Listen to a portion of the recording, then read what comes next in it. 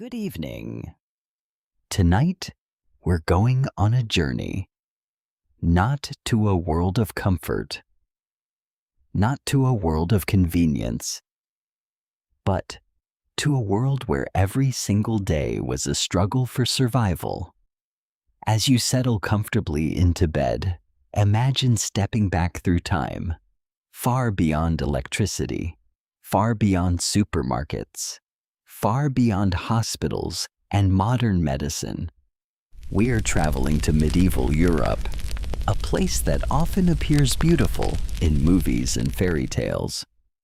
A land of castles, knights, kings, and queens. But beneath those romantic images was a much harsher reality. For ordinary people, life was difficult, cold, dirty, dangerous, and often very short. Most people worked endlessly. Most people owned almost nothing, and many lived their entire lives without traveling farther than a few miles from home. Tonight, as you slowly drift toward sleep, we'll explore what life was truly like during the Middle Ages. We'll walk through muddy villages, sleep on straw mattresses, eat simple meals, and experience a world that modern people would barely recognize.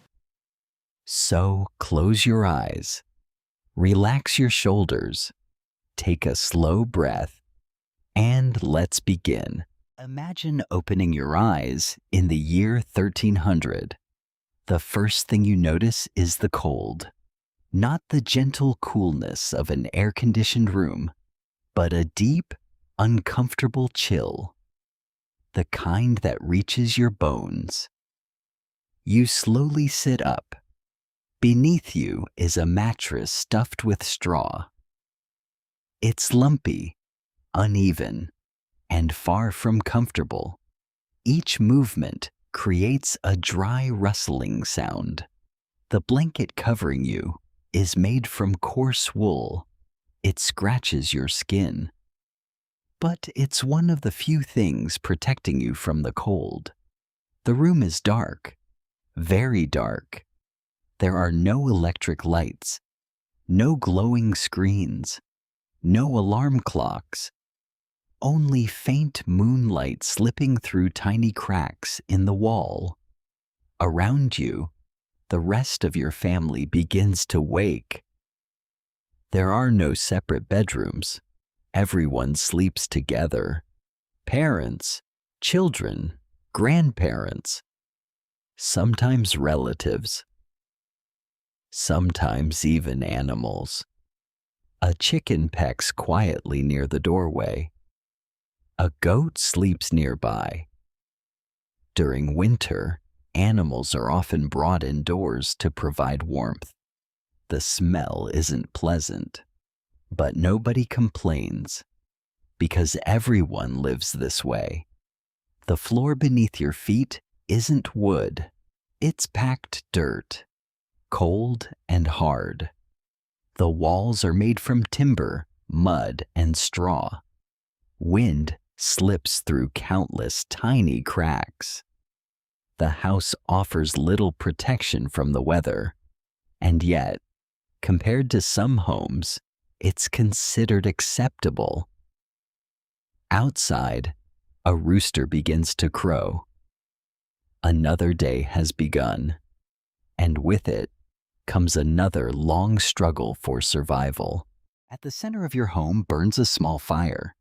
The fire is everything. It provides warmth, light, and a way to cook food. Without it, life would be nearly impossible. But the fire creates another problem. Smoke. Lots of smoke. Most medieval homes do not have proper chimneys. Instead, smoke drifts upward and slowly escapes through holes in the roof. Until then, it fills the room. Your eyes sting. Your throat feels dry. The smell clings to everything. Your clothes smell like smoke. Your blankets smell like smoke. Even your hair smells like smoke. Visitors from the modern world would likely find it unbearable. But medieval people hardly notice. It's simply part of life. The blackened wooden beams above your head tell the story. Years of smoke have stained them dark. Children grow up breathing smoke every day. Adults spend decades surrounded by it. Nobody knows about long-term lung damage. Nobody understands air pollution. They simply endure it, like so many other hardships of medieval life. And this is only the beginning of the day. The day begins with breakfast. But don't imagine pancakes. Don't imagine bacon. Don't imagine eggs, coffee, or fresh fruit. For most medieval peasants, breakfast is incredibly simple. A bowl of porridge, perhaps some coarse bread, maybe a small piece of cheese if the family is fortunate. The porridge is made from oats or barley. It is filling, but not exciting. In fact, many people eat nearly the same meal every single day, year after year. Fresh fruit is seasonal.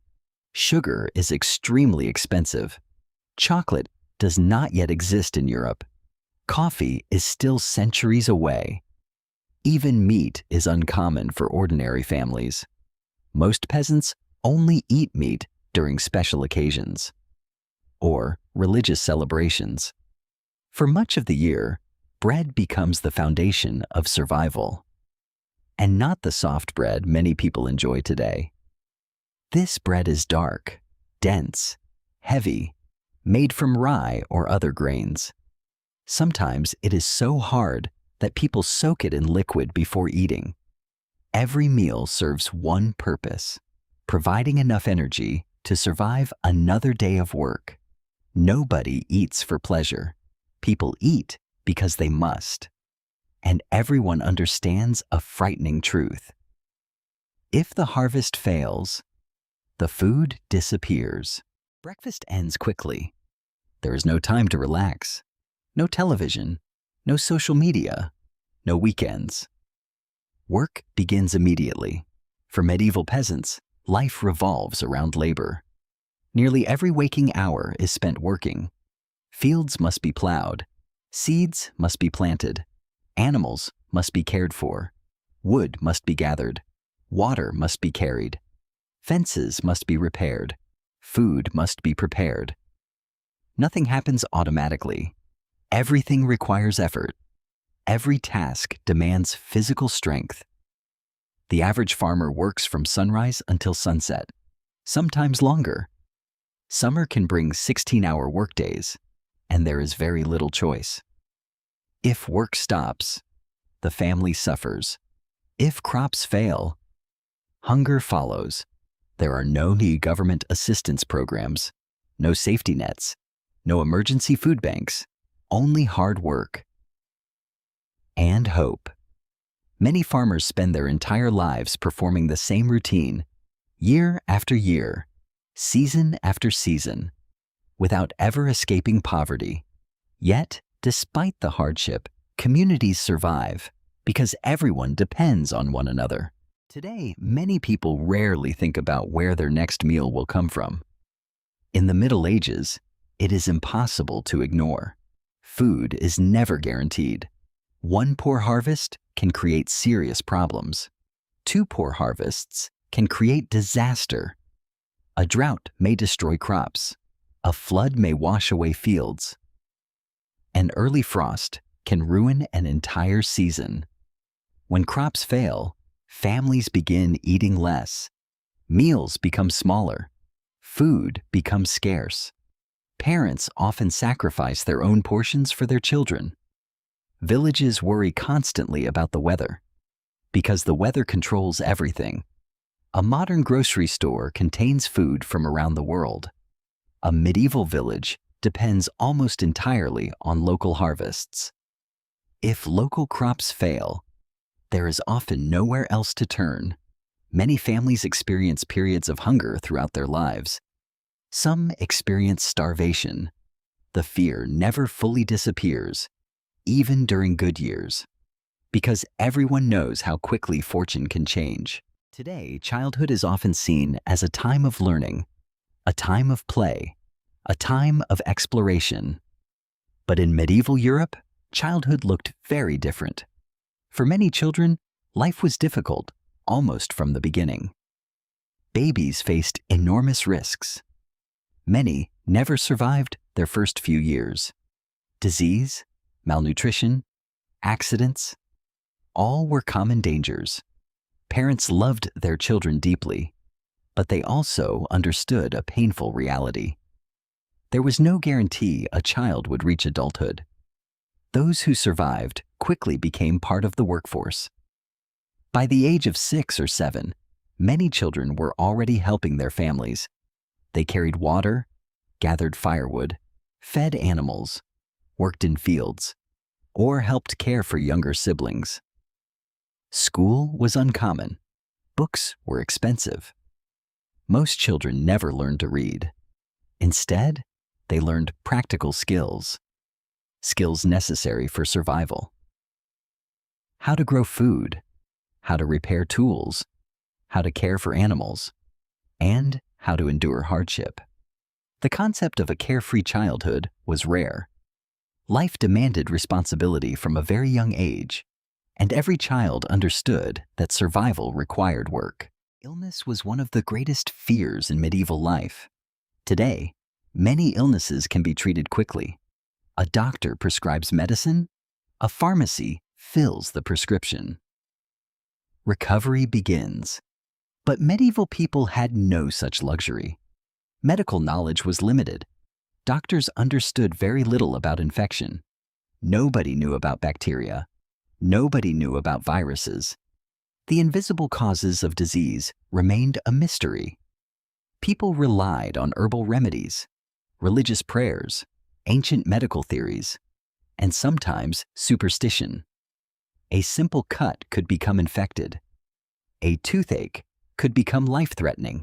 Even routine injuries carried serious risks. Childbirth was especially dangerous. Many women died giving birth. Many infants never survived their first weeks. For medieval families, sickness was a constant shadow. Always present, always feared, and often impossible to escape. Then came one of the darkest chapters in human history, the Black Death. In the mid-14th century, plague swept across Europe. Entire communities were devastated. Villages became silent. Cities lost enormous portions of their populations.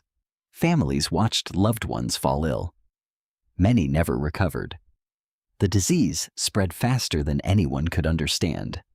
Fear spread even faster.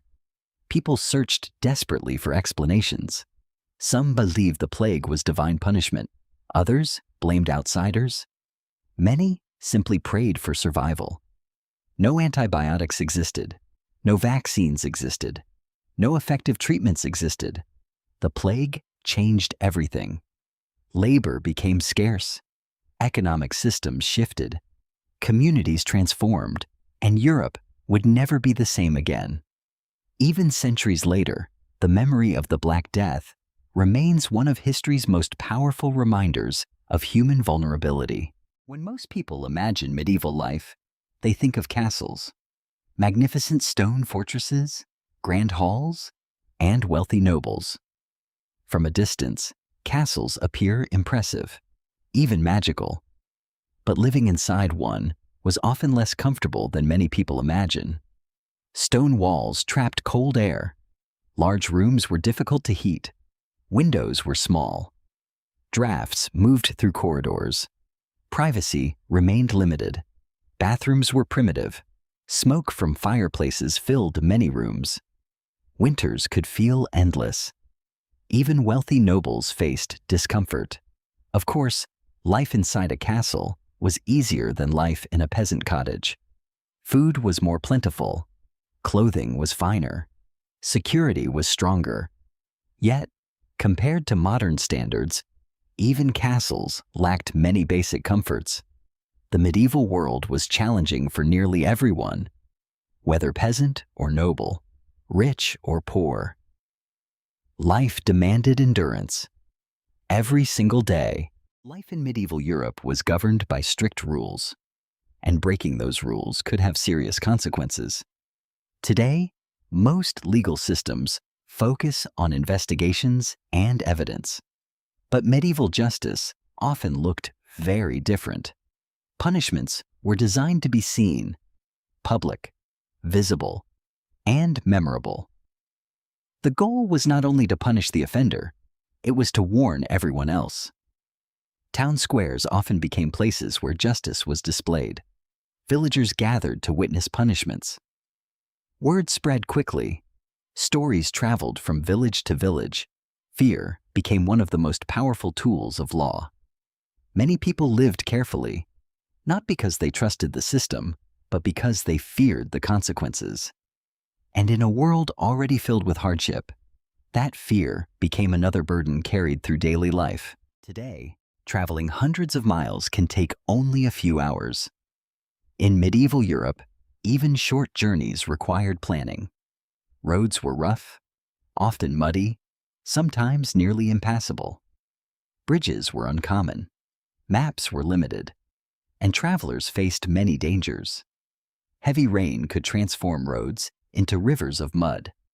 Forests could feel endless. Wild animals occasionally threatened travelers, and bandits sometimes targeted those carrying valuable goods. Most people rarely traveled far from home. Many spent their entire lives within a small area. The village where they were born, the fields where they worked, the church they attended, the marketplace they visited. Their world was much smaller than ours. Yet, it felt enormous, because every journey carried uncertainty, every journey carried risk, and every safe return was something to be grateful for. For medieval people, winter was not simply a season. It was a test of preparation, a test of endurance, and sometimes a test of survival itself. As temperatures dropped, daily life became even more difficult. Fields produced little food, travel became harder, fuel became precious. Families depended on supplies stored during warmer months. If harvests had been poor, winter could become dangerous.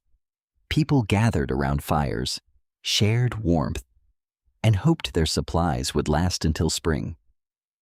Animals were protected carefully. Food was rationed. Every piece of firewood mattered. Every loaf of bread mattered. Every day required patience. Yet, despite the challenges, communities endured. Neighbors helped one another. Families stayed close, and together they waited for longer days and warmer weather to return. As our journey through medieval Europe begins to draw to a close, something remarkable becomes clear. Modern life would seem almost magical to medieval people.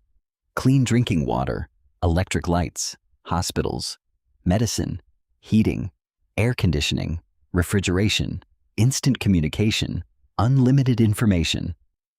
These things are so common today that we rarely stop to think about them. Yet for medieval people, they would seem extraordinary, perhaps even impossible. The average person in the Middle Ages worked harder, owned less, faced greater risks, and lived with constant uncertainty. Life required resilience, patience, and courage every single day. And while medieval people achieved incredible things, their daily lives were undeniably difficult, much more difficult than most of us can truly imagine. Now, the village has grown quiet. The day's work is finished. The fires burn softly inside small cottages. The animals rest peacefully. The roads stand empty beneath the moonlight. And across the countryside, silence slowly settles. The people of medieval Europe have done everything they can to survive another day. Tomorrow will bring new challenges, new work, and new uncertainties. But tonight, they sleep. And perhaps, so should we.